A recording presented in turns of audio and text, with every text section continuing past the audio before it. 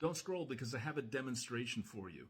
I get comments like this a lot, and I've been trying to find a way to demonstrate that the relationship between Rosc and neurologically intact survival is a lot more complicated than people think, and increased rates of neurologically intact survival are not necessarily dependent on increased rates of Rosc.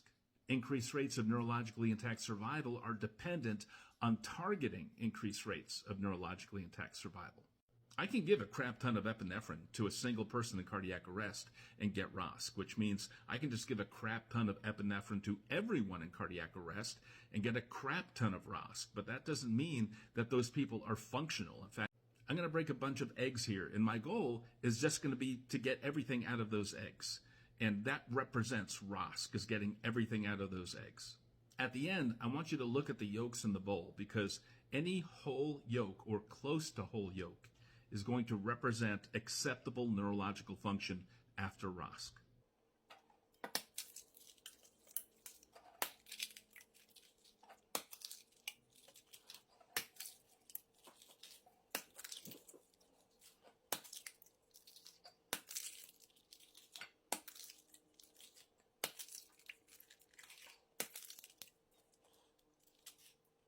Now, I'm going to break less eggs, but my goal is going to be still to get everything out of those eggs, but to keep the yolk intact.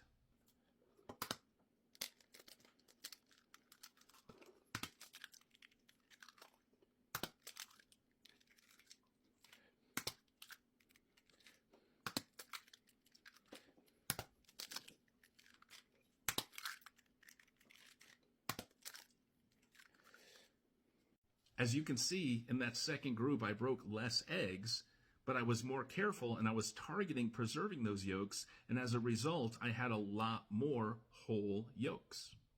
That's the difference between targeting Rosc or targeting neurological function.